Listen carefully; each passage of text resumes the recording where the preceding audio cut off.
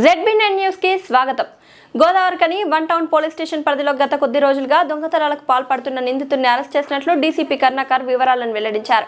Godavarikhani one town police station లో పరిధిలో విఠల్ నగర్ లో రాత్రిపూట ఇళ్లలో గుర్తు తెలియని వ్యక్తి దొంగతనాలకు పాల్పడినాడని బాధితుల ఫిర్యాదుతో Godavarikhani one town CI Indrasena Reddy ఎస్ఐలు క్రైమ్ పార్టీ సిబ్బందితో టీంలుగా ఏర్పాటు చేసి నిందితుని కోసం గాలింపు చర్యలు చేపట్టగా దానిలో భాగంగా 5 ఇన్ క్లైన్ ప్రాంతంలో అనుమానాస్పదంగా ఒక వ్యక్తి తిరుగుతున్నాడని నమ్మదగిన సమాచారం మేరకు సిఐ సిబ్బందితో కలిసి అక్కడికి వెళ్ళగా పోలీసు వారిని చూసి పారిపోవడానికి ప్రయత్నిస్తున్న వ్యక్తిని పట్టుకొని అతనిని తనిఖీ చేయగా బంగారు వెండి వస్తువులు నగదు లభించగా విచారణ చేసి అతనిని అరెస్ట్ చేసినట్లు డీసీపీ తెలిపారు. దొంగతనం కేసులో నిందితుడిని పట్టుకోవడం కోసం కృషి చేసిన SI Anusha, crime party head constable Ramesh, Sadanandam, constable Madhukar, Madhusudan, రమేష్లకు క్యాష్ రివార్డును అందించి డీసీపీ అభినందించారు.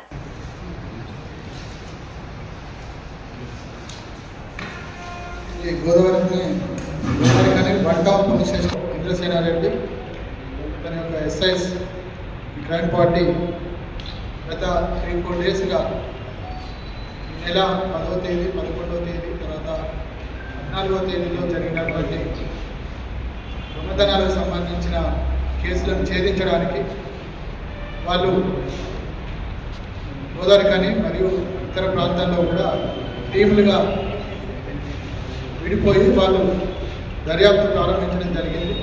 చాలా చోట్ల నిందితుల కోసం, సస్పెక్టెడ్ పర్సన్స్ కోసం వెరిఫై చేస్తున్న సందర్భంలో ఒక వ్యక్తి పోలీసుని చూసి పారిపోతున్న సందర్భంలో 5 క్లైన్ కాలనీలో పోలీసుని చూసి పారిపోతున్నటువంటి సందర్భంలో అతన్ని పట్టుకొని విచారణ చేసినప్పుడు అతని పేరు కవ్వంపల్లి అరుణ్ కుమార్ అని, అతను మన గోదావరికని పట్టణానికి సంబంధించిన వ్యక్తి. ఏజ్ సుమారుగా 23 ఇయర్స్ ఉంటుంది. ఇతను డిగ్రీ స్టూడెంట్.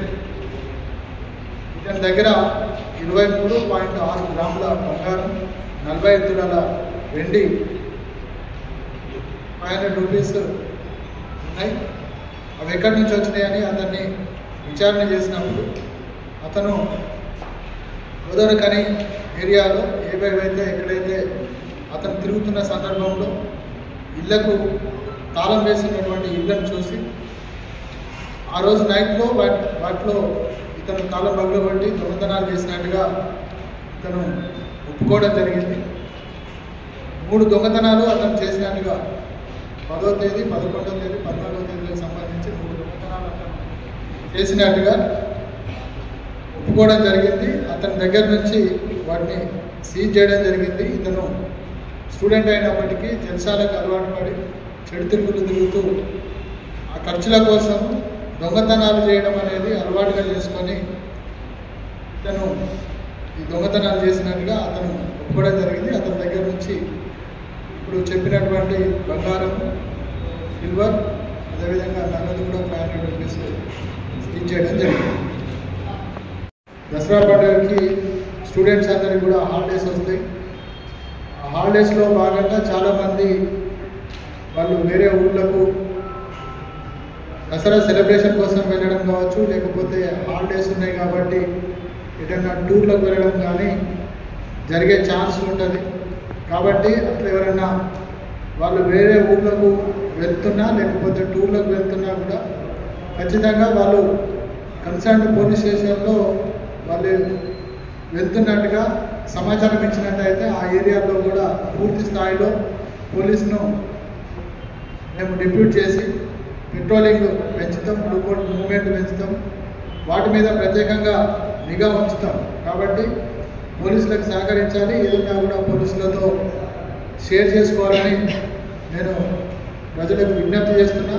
అదేవిధంగా గల్లీలో ఎవరన్నా స్ట్రేంజర్స్ వచ్చిన అపరిచితులు ఎవరన్నా అనుమానాస్పదంగా తిరుగుతున్నట్టుగా వాళ్ళకి అనిపించినా కూడా ఇమీడియట్గా డైరెక్ట్గా కాల్ చేసి చెప్పాలని కూడా మనవి చేస్తున్నా.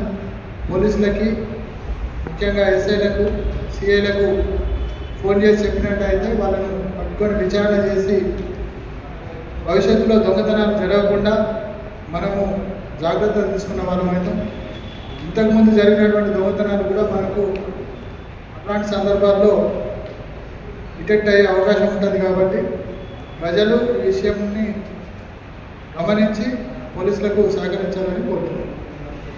జిల్లాలో జరిగిన చాలా ప్రమాదాలు కొన్ని కాలు రాబోతున్నాయి. తర్వాత వేరే రాష్ట్రాల నుంచి వచ్చిన వాళ్ళు కూడా ఈ చోరీలో పాల్గొంటున్నారు.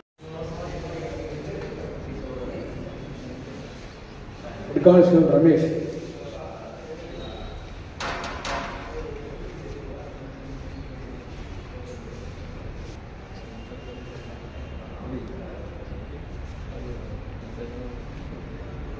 అబ్సూర్.